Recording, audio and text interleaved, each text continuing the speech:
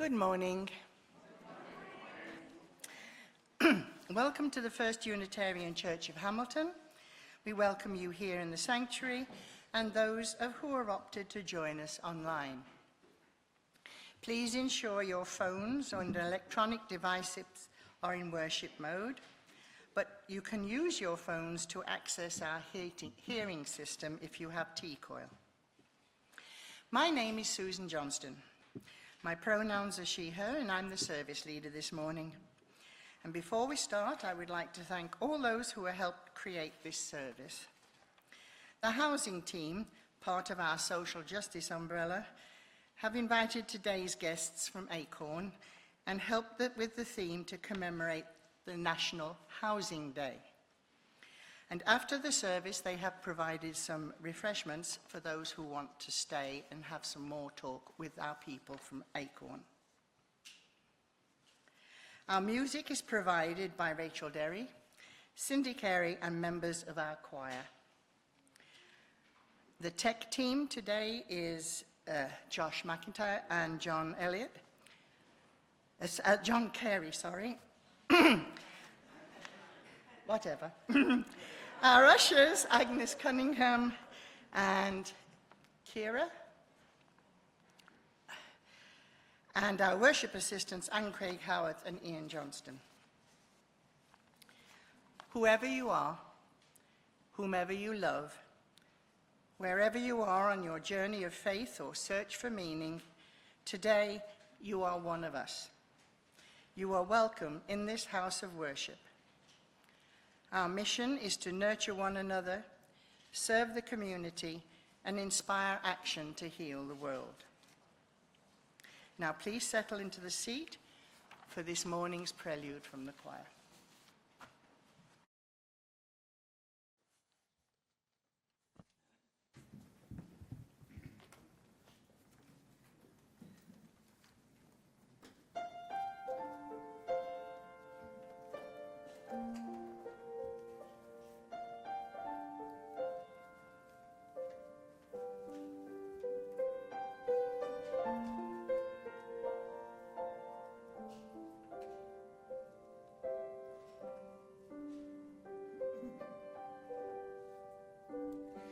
Many windows, one light. You can join me.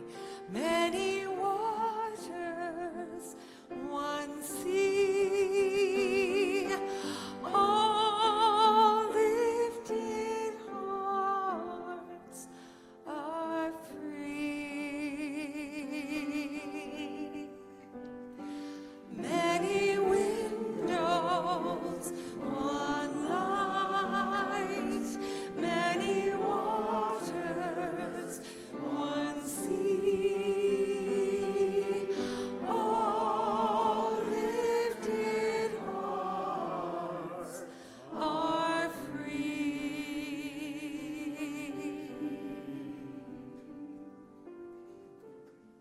In the Talmud of the Jewish tradition, the sage Hillel said, "What is hateful to you, do not do to others. This is the whole of the law. All the rest is commentary."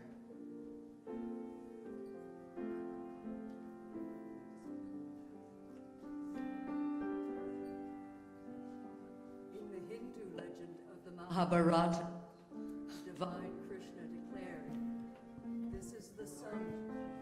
Stop for a second.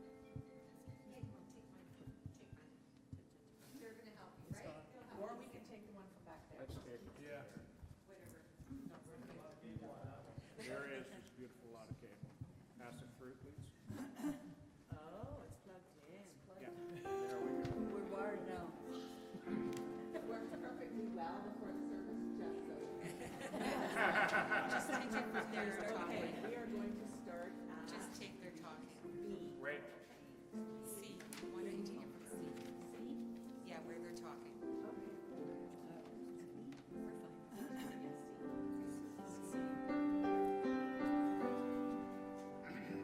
In the Talmud of the Jewish tradition, the sage Hillel said, "What is hateful to you, do not do to others. This is the whole of the law. All of the rest is commentary."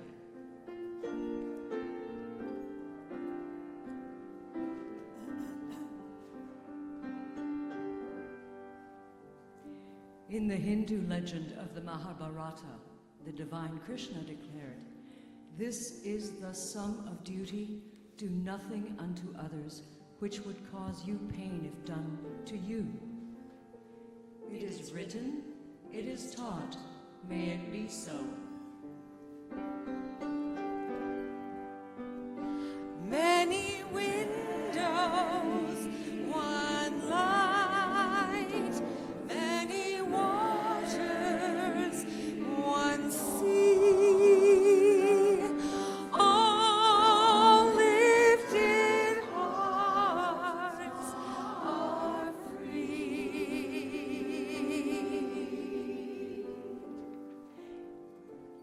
In the Gospel of Matthew, in the Christian scriptures, the Messiah Jesus says, "Whatever you wish that others would do to you, do so to them."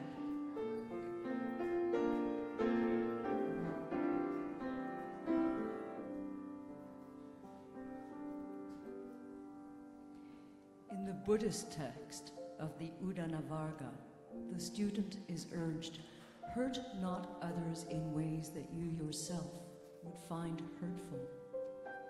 It is written, it is taught, may it be so."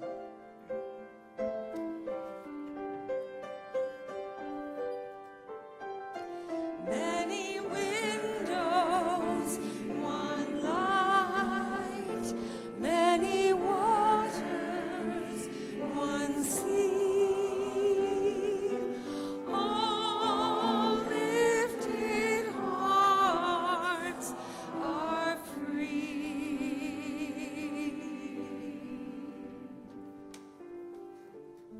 In the Muslim hadith of Al-Nawawi, the Prophet Muhammad teaches, "No one of you is a believer until he desires for his brother that which he desires for himself."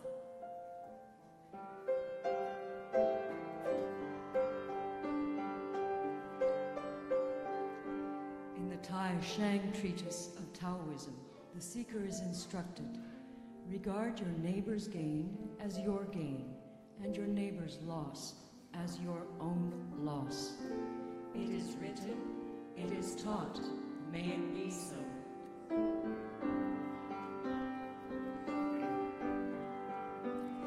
Many windows, one light, many waters, one sea, all lifted hearts are free.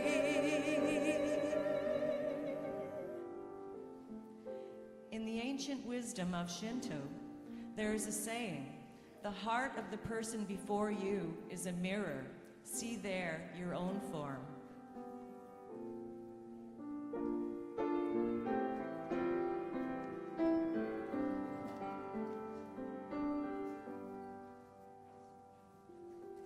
The Oglala Lakota spiritual leader, Black Elk, wrote, "All things are our relatives. What we do to everything, we do to ourselves. It is written, it is taught, may it be so." Many windows, one light, many waters, one sea, all lifted hearts are free.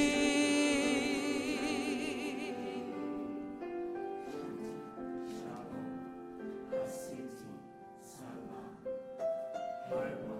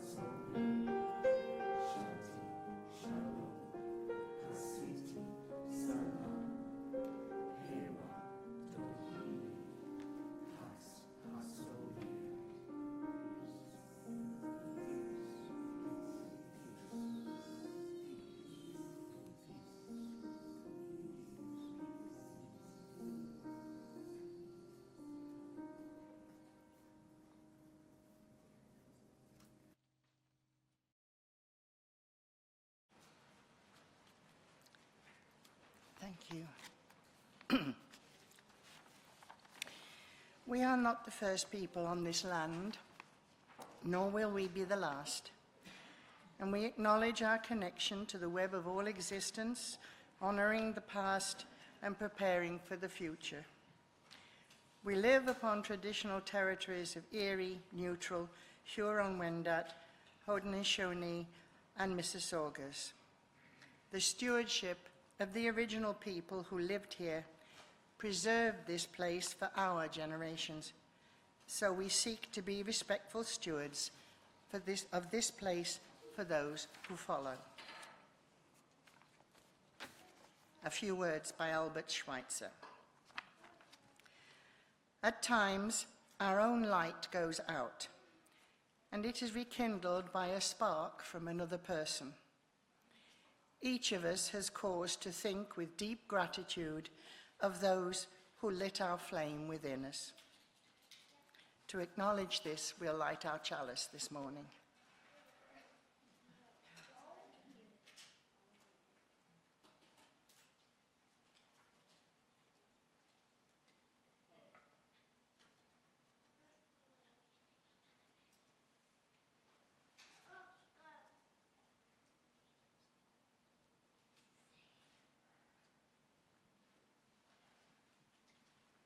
Please join me in our chalice lighting words. May this flame be our light of friendship and love. May we be reminded here of our highest aspirations and inspired to bring our gifts of love and service to humanity. May we know once again that we are not isolated beings, but connected to the universe, to this community, and to each other. Our first hymn is 121 in the Green Hymnal.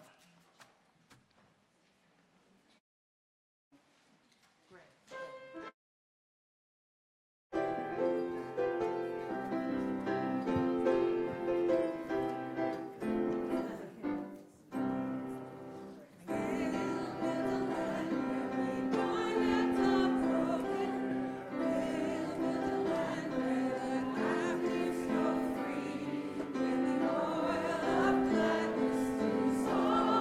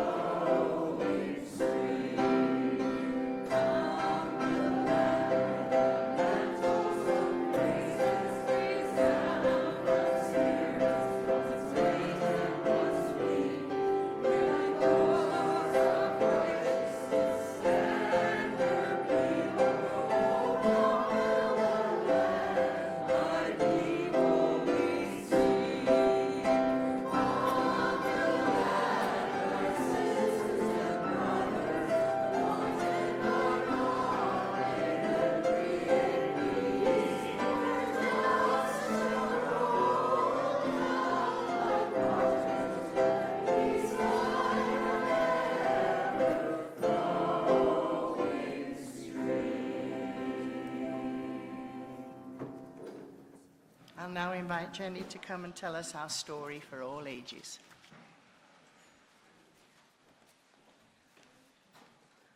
Good morning. My name is Jenny. I run the kids program here at the church. I have a story for you guys, but I also want to prime the pump by telling you that December 14 is the Eva Rothwell donations, where we're going to be looking for mittens and scarves and hats for adults and children. So next week there should be some more information about that. So look forward to that. But if you have anything, then we would appreciate it. And our story for today is called Home by Tanya Lippert and illustrated by Andrea Stegmeyer. Oh, I have the control, don't I? When they were little, Claire and Wes had the brown house. They called it home. Stairs led to treasures. Tables made good hiding places. Claire tied flowers into wreaths so that it would be more beautiful. And Wes drew pictures for the walls. They planned adventures for today and tomorrow. When they were a little bigger, Wes and Claire had a big change with big words.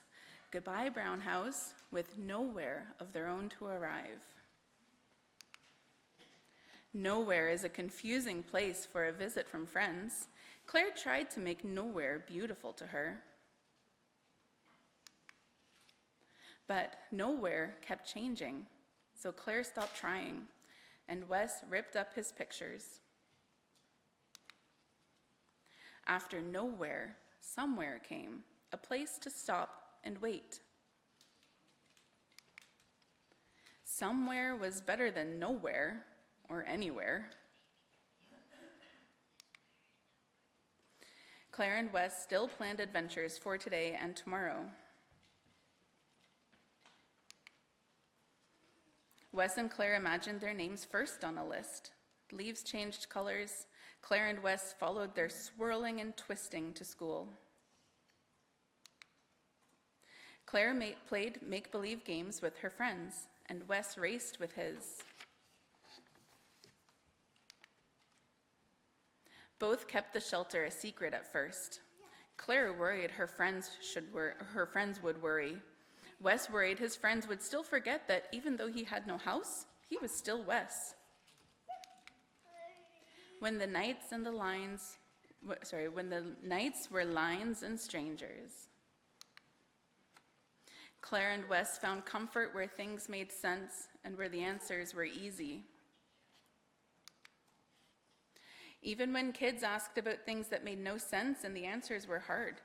How come you live there? Are you poor? Do your mom and dad work?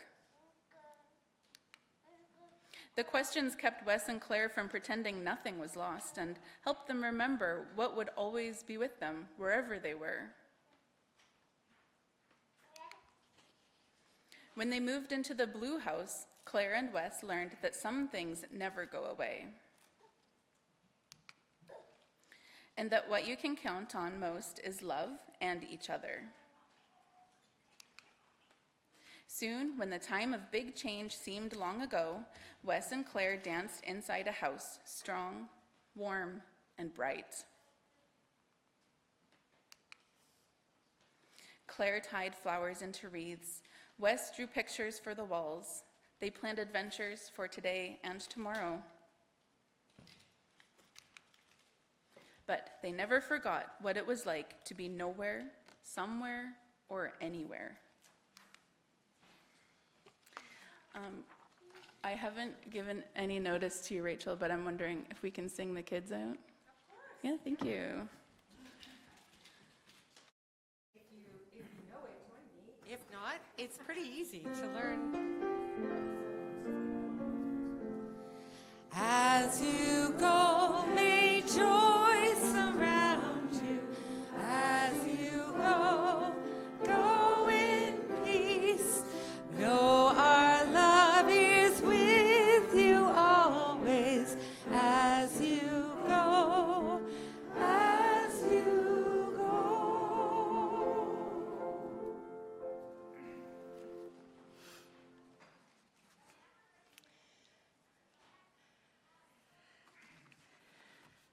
Our offering is a reminder of the spirit of generosity that is at the heart of our religious community.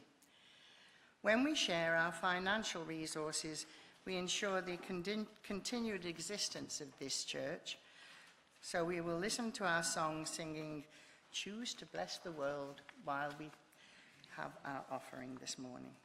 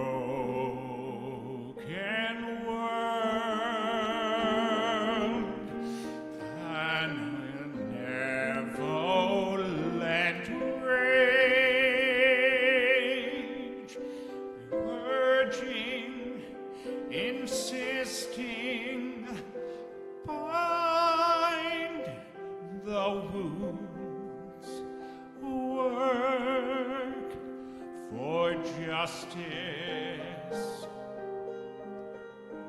This world of a broken world, beauty and grace, an embrace of kindness.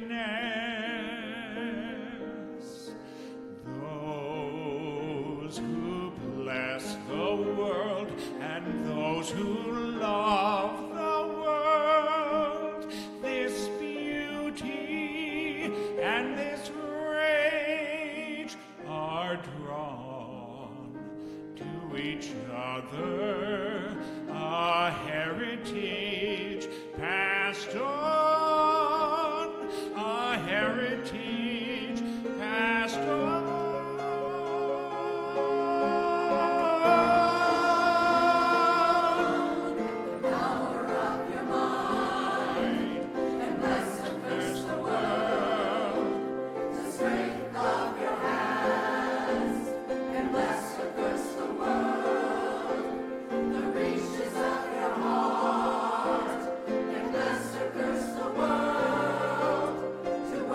Justice.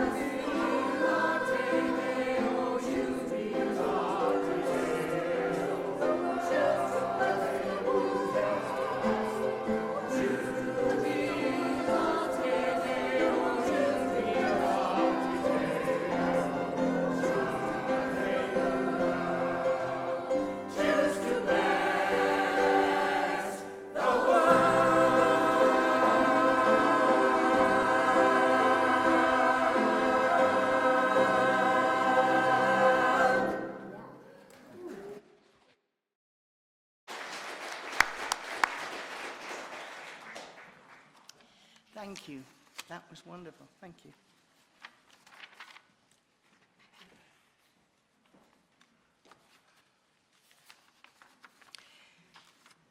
We come now. Wait a minute, I've missed a page. As usual, I've done it again. Thank you. Okay. Words by W.E.B. Du Bois. Now is the accepted time, not tomorrow, not some more convenient season. It is today that our best work can be done. It is today that we fit ourselves for greater usefulness for tomorrow. Today is the seed time. Now are the hours of work, and tomorrow comes the harvest and the playtime. I invite you to relax. Close your eyes if you're comfortable. Take a few deep breaths.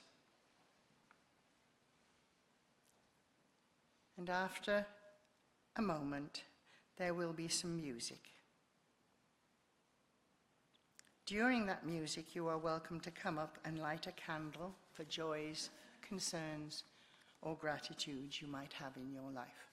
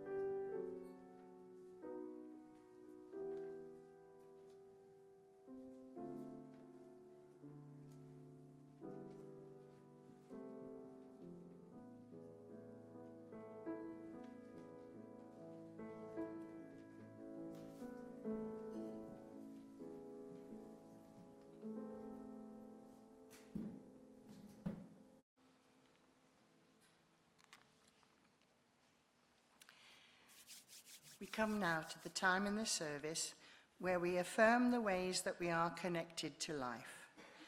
And as we live into the truth that affects one of us, affects all of us. We have a sorrow today from Robin Smart. My beloved cat Emma died on Monday afternoon after a lifelong of health struggles and a short but serious illness. She was my companion through the loss of my husband, Damien, my transition process, my move to Canada, and every hard moment in between. She was gentle, loyal, and deeply woven into my life. My life is unbearably quiet without her. I'm grateful for the years, and I'm trying to move forward one breath at a time. I'm sure we've all had that feeling with a beloved pet, especially one that has been so part of our lives. And so we continue to hold this space today with the reminder that we are not alone. And I have a joy this morning from Val. Happy birthday to her brother, John Griffiths, on Wednesday, November the 26th, right? Yes. He's now at Caroline Place, but he was once a forester and made the ski run at White River. He was the first to fall and break his leg. He sailed the Atlantic 3 times. And 2 friends, and his sister has a birthday card in the lobby for those that knew him to go and sign it for her. So we'll share your joys, Val, when you go to your brother, to send him our regards.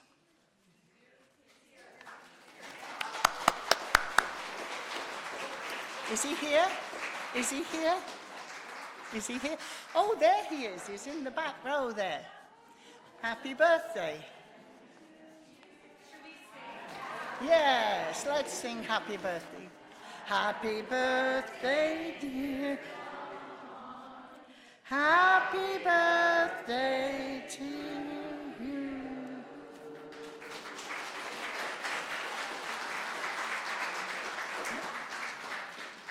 Oh, good. Oh, good. Thank you. We also have a practice to include gratitudes. Our work of a church is never done, and it's always humming along. And sometimes this work happens in visible ways, and other times it is very unnoticed. But all of this work is worthwhile and worthy of celebration. This morning, I would like to offer gratitude to the property team. Those hard-working people who seem to be here constantly, fixing things, maintaining things, and making needed changes. From a broken toilet seat to repainting the walls to installing new equipment. Many years of work from a few. Over the years, many have stepped up to help, and the current team are John Pegg and Al Tunnicliffe, Ron Joyce, John Green, Bruce McPherson, and the latest member, Ian Grant. Thank you very much.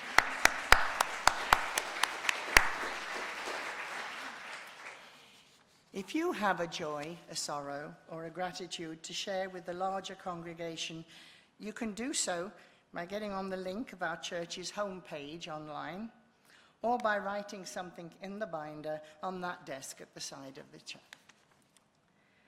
Sharing moments in our life and witnessing one another is part of the web of our beloved community. So may we continue to hold this space for community care and to share with courage and vulnerability.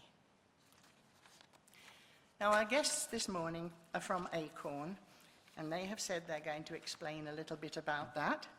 But it is an association, community organizations that help moderate and low-income families to help organize themselves.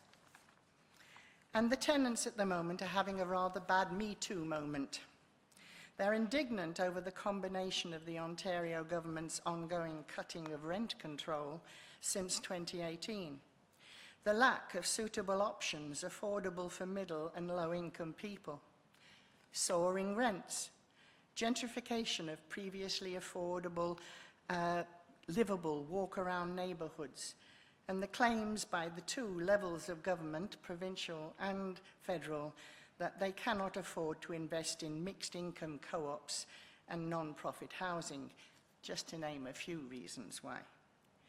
Indignation fuels resistance. Acorn will explain to you why it's time we all got indignant.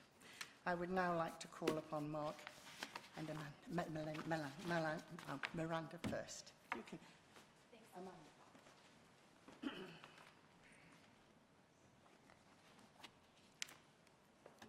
the clicker up here? The clicker? No. I need it for the presentation. Is there a clicker?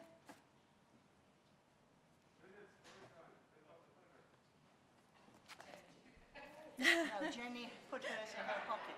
Oh, Okay. awesome. Thank you. I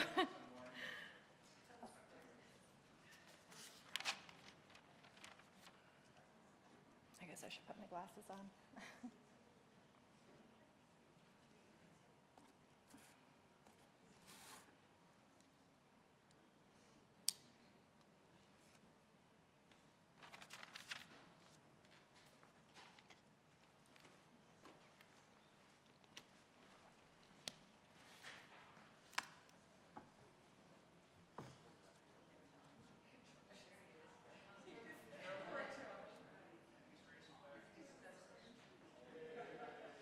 Yay!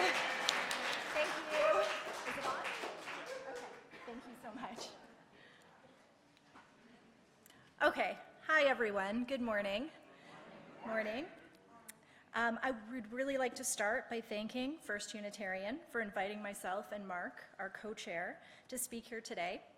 And in particular, a really big thank you to Joan McNeil and the Affordable Housing team for organizing this.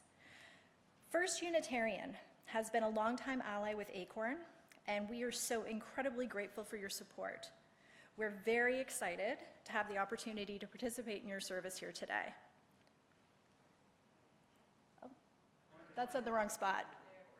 No, we're in the wrong spot. It's supposed to be on the first slide. I'm sorry.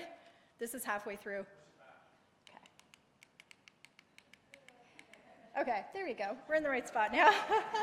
Thanks, guys. Okay, so a few of you may know me already, either through Acorn events or from the tenant forum that you held here last fall. My name is Amanda. I am a longtime Hamilton tenant. I am the chairperson of the Tenants Union at 103 Emerald Street South, and I'm also the chairperson of the downtown chapter of Hamilton Acorn. Acorn is an independent national organization with 177,000 members spread across 30 chapters in 5 provinces.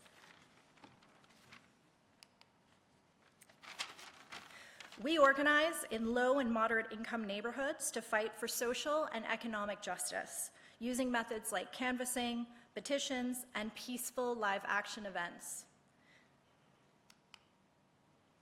We advocate for a number of different issues at municipal, provincial, and federal levels, including disability rights, raising social assistance rates, equitable access to public transit, ending predatory banking practices, and increasing minimum wage.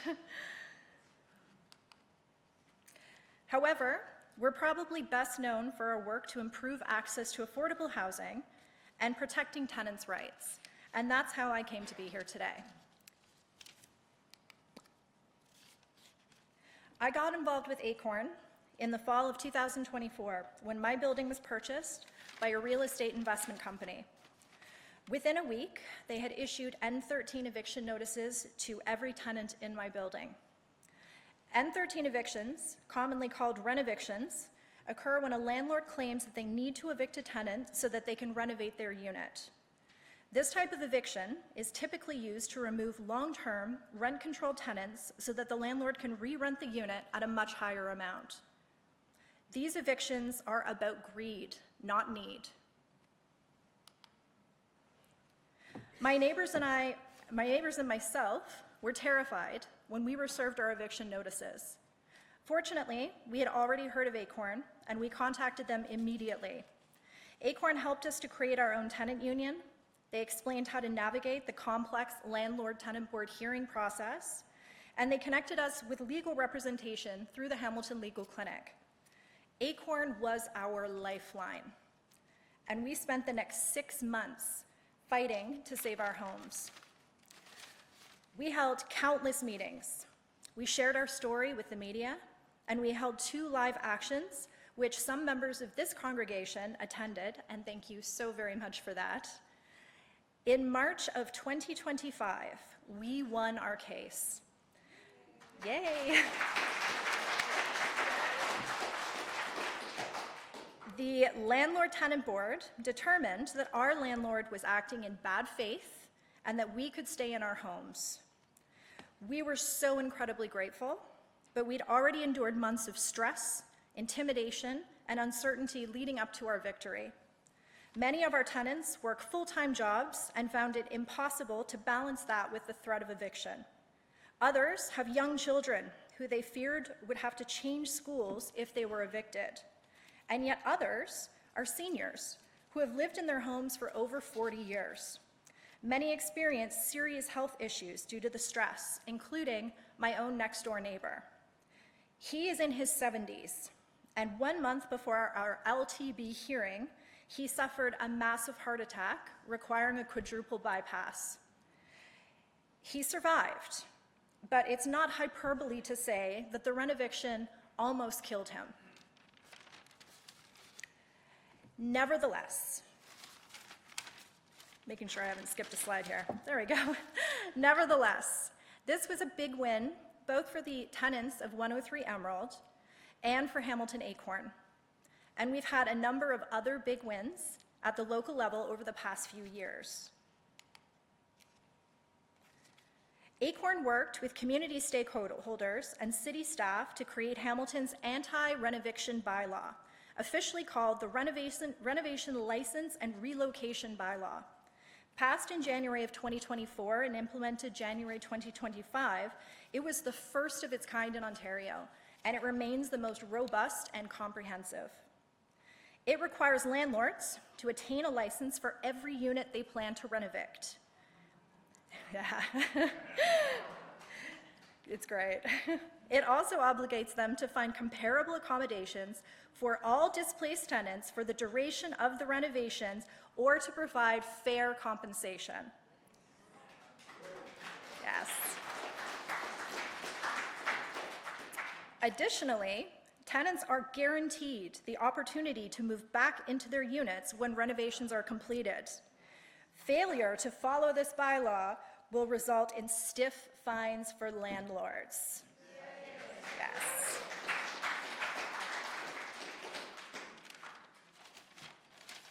This bylaw was particularly important in Hamilton because a little over 1/3, or 34.3% of Hamilton households are renters. And many of these renters are in core housing need, meaning that they're living in unaffordable, inadequate, or unsafe housing and can't afford alternative housing within the community. So it's unsurprising that Hamilton was uniquely targeted by corporate landlords wanting to rent-evict. Between 2017 and 2023, Hamilton was ranked second in the province for the number of N13 rent-evictions that were issued. Since the implementation of the new bylaw, we've had 0. Yes.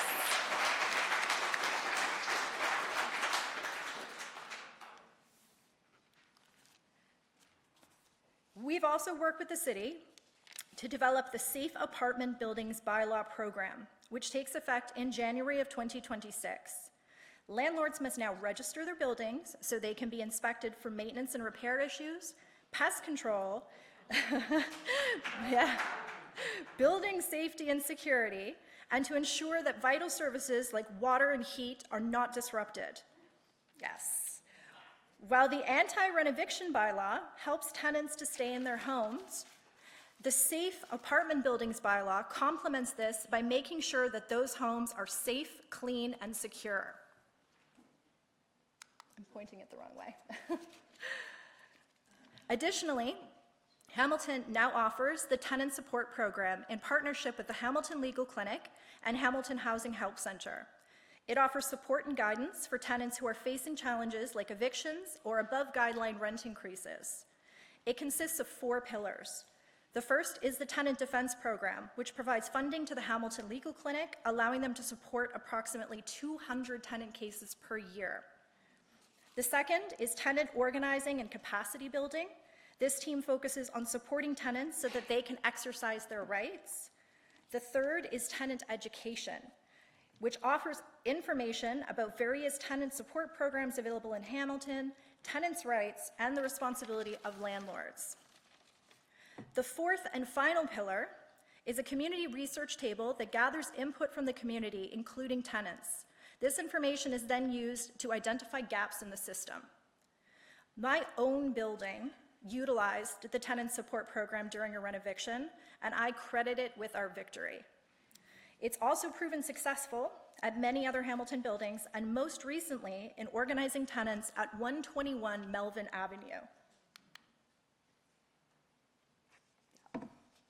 These tenants were also served N13 eviction notices by their landlord, Michael Klein. And with the help of the tenant support program, these notices were withdrawn last month. Yes. Klein is known as the biggest rent-evictor in the province. Yeah. He has initiated rent-evictions at his other properties in communities across Ontario, including London, Toronto, Cambridge, and Guelph. Based on our calculations, these evictions have the potential to displace 1,768 individuals, including families and seniors. If he's successful, it will also mean 680 affordable rental units that are permanently removed from the market. Klein has designed his entire business model around rent-evictions and does so through a complex web of numbered companies. He is the very definition of a corporate financialized landlord. It's important to note that many landlords don't fit into this category. There are independent landlords who are ethical in their treatment of tenants. The distinction is that financialized landlords are predatory and driven by greed. These landlords are a threat to communities across Ontario. And on that note, I'm going to give the floor to Mark, who is the co-chair of our downtown chapter, and he's going to discuss some of our successes and struggles at the provincial level.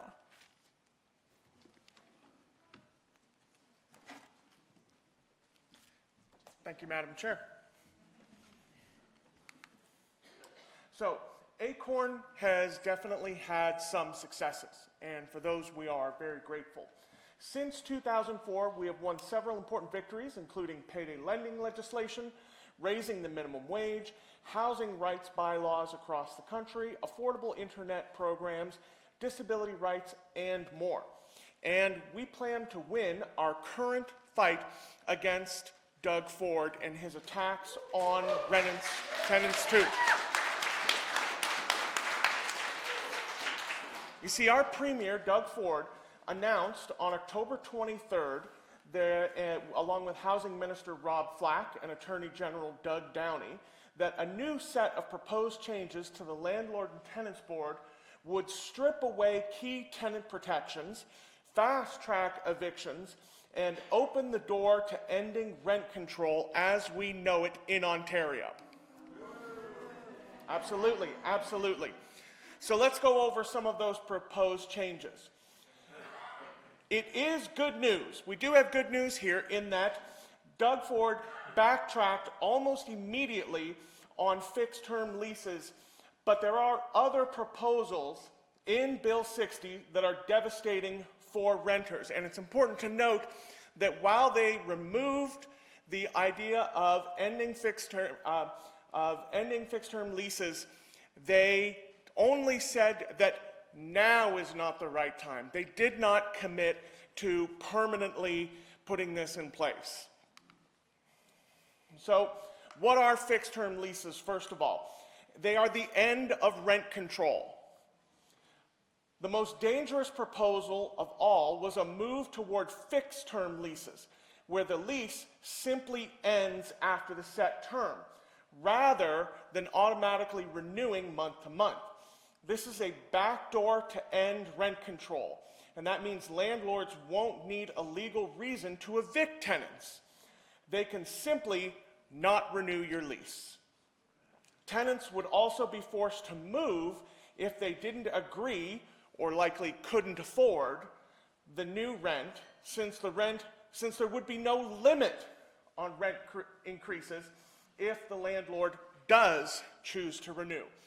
Now this, thankfully, the voice of the people of Ontario pushed back against this change, and as I said, it was removed from Bill 60, but again, with no guarantee that that removal would be permanent, just that it was not now the time for this usurious change.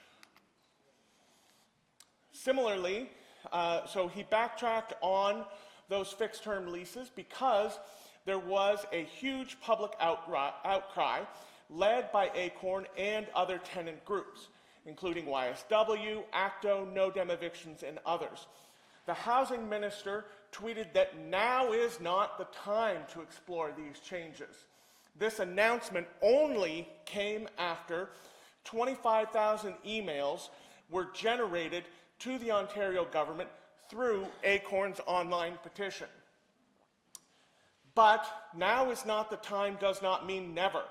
This is likely just Ford's first attempt.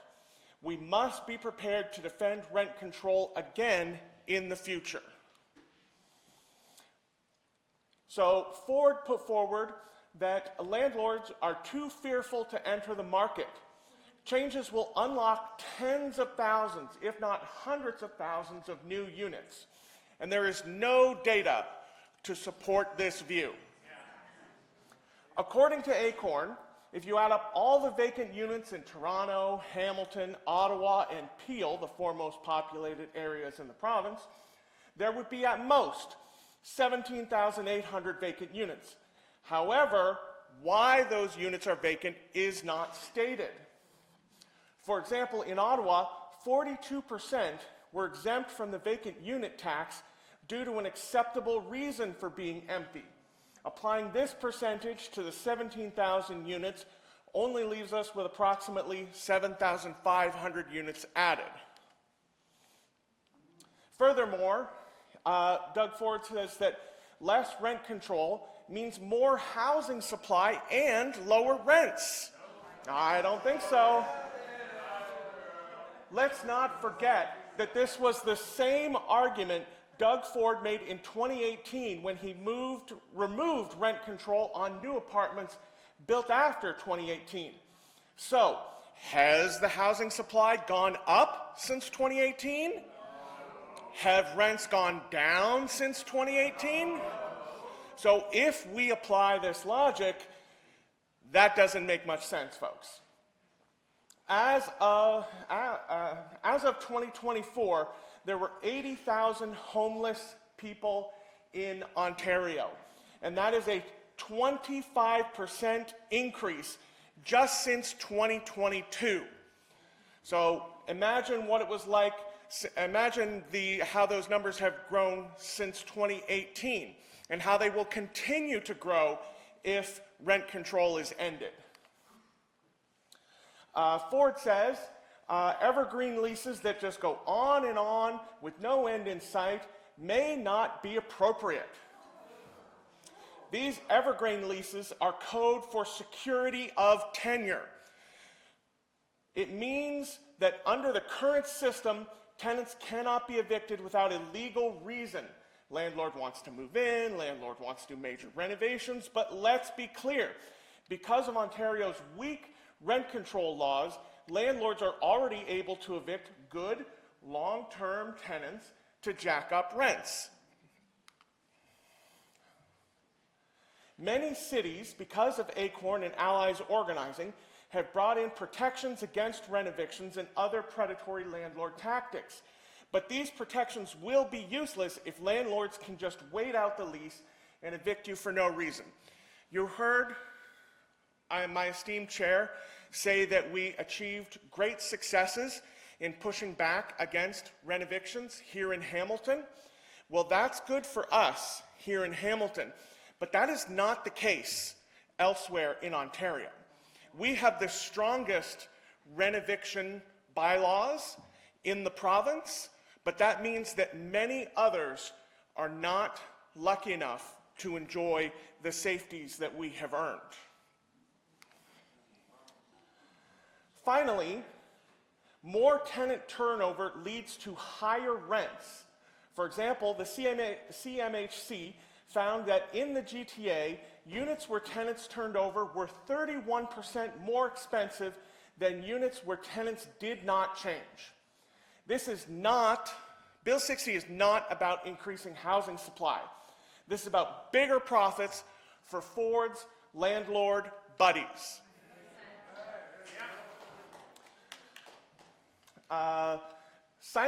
So another change that would come along with Bill 60 involves silencing tenants for non-payment of rent.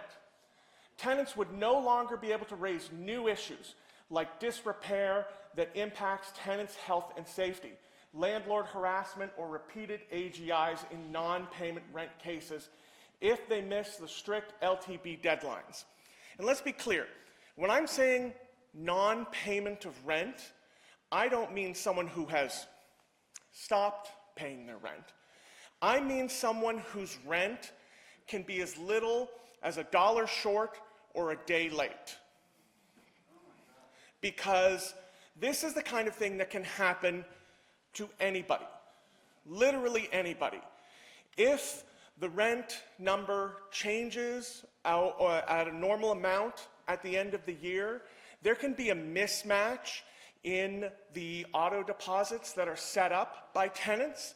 And if this mismatch causes an underpayment, like I said, as little as $1, some people are being chased to court for short payments of less than $1.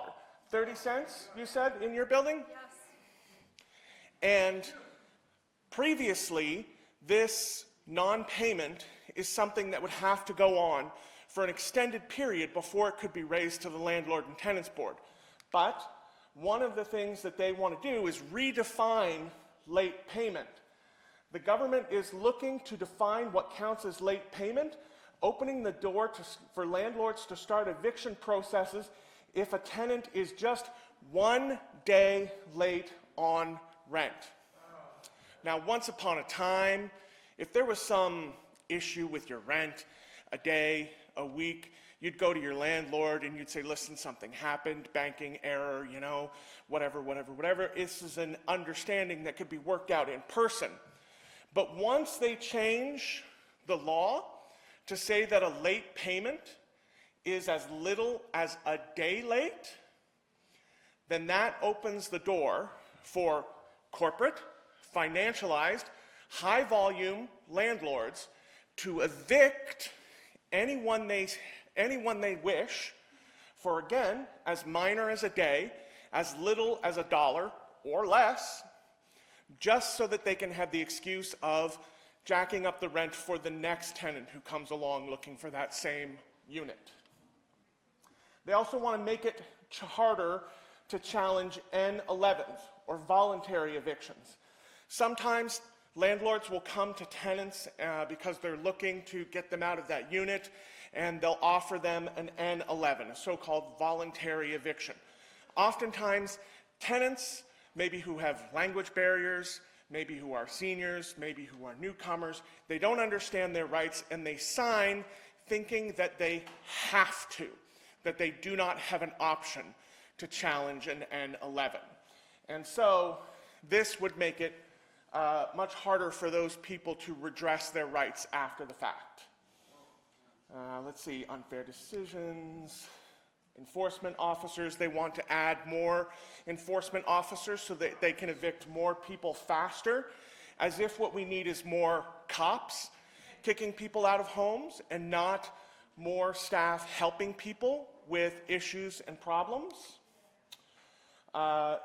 Less compensation for evicted tenants, cutting the tenant notice periods in half, new restrictions on postponing evictions.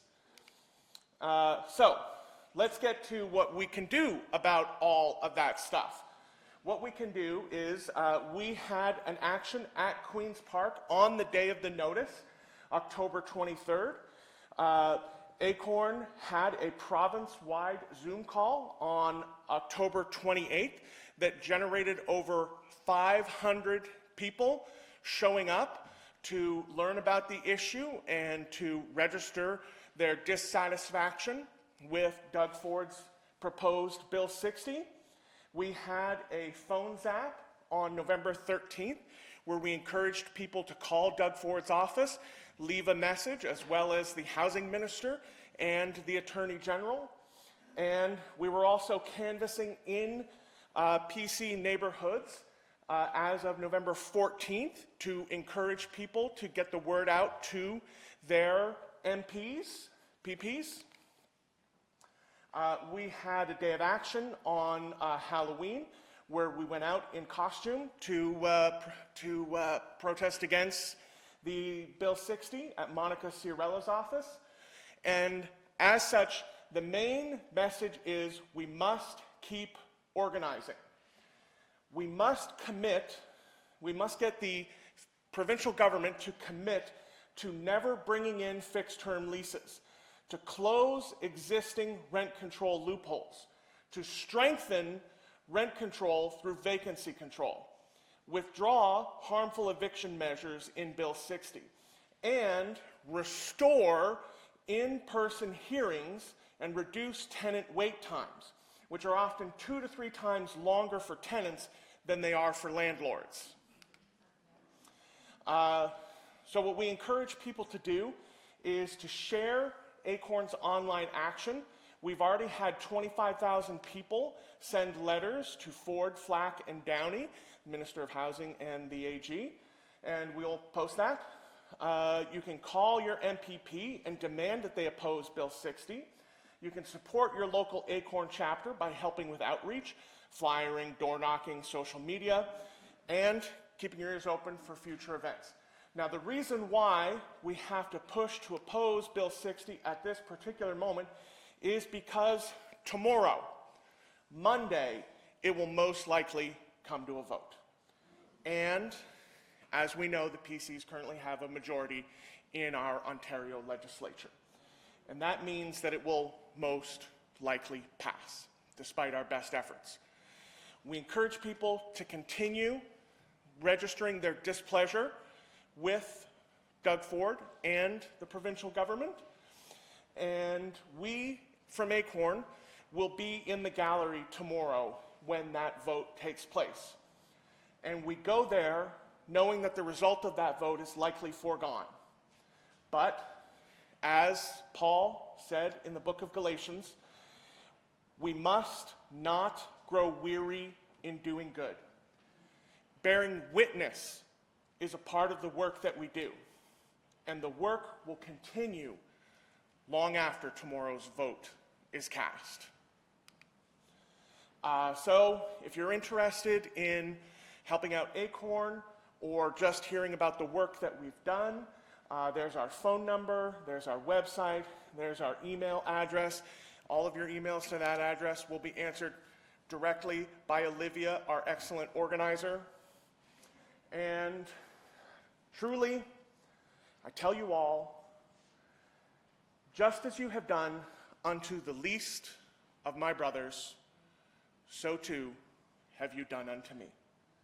Book of Matthew. And furthermore, the first tenet of Unitarian Universalism is to remind us all that all people possess worth and dignity.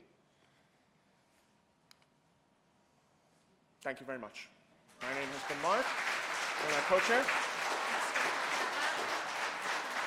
I don't need a clicker now. Once again, we would like to thank First Unitarian, the Affordable Housing Team, and all of you for taking the time to listen today. We will be having our next Acorn meeting the first Tuesday in December. I believe that's the 2nd, All of you are invited to come if you're able. There's more information on our website. Support from community members like yourselves is truly our greatest strength. Mark and I will be available after the service to answer any questions in the sanctuary. And on behalf of Acorn, we wish you all happy holidays and a very Merry Christmas season. Thank you.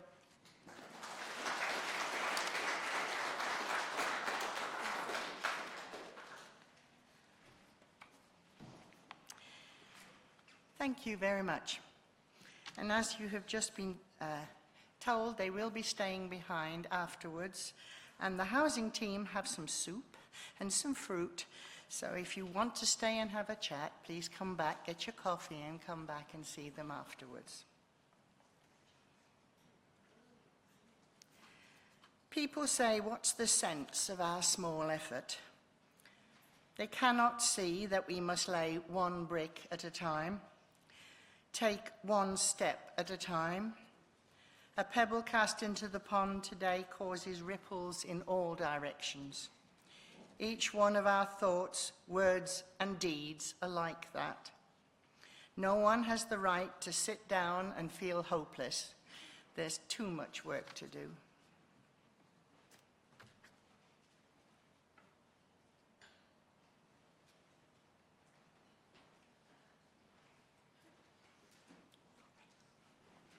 Now we'll listen to our postlude by the choir.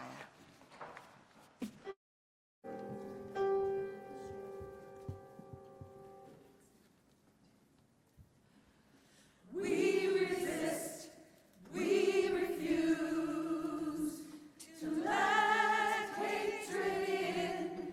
We rise up, we won't back down. We're in this till the end. We resist, we refuse to let hatred in. We rise up, we won't back down. We're in this till the end. We resist, we refuse to let hatred in. We rise up, we won't back down. We're in this till the end. We resist, we refuse to let hatred in. We rise up, we won't back down. We're in this till the end. We resist, pray for your enemies, to let go the stranger. We rise up, show love back down. We're in this till the end. We resist, pray for your enemies, to let welcome the stranger. We rise up, show love back down. We're in this till the end. We resist, pray for your enemies, to let welcome the stranger. We rise up, show love back down. We're in this till the end. Pray for your enemies. Welcome the stranger. Welcome the stranger. Show love to your neighbor. Show love to your neighbor. We're in this till the end. Pray for your enemies. Welcome the stranger. Welcome the stranger. Show love to your neighbor. Show love to your neighbor. We're in this till the end. We're in this till the end.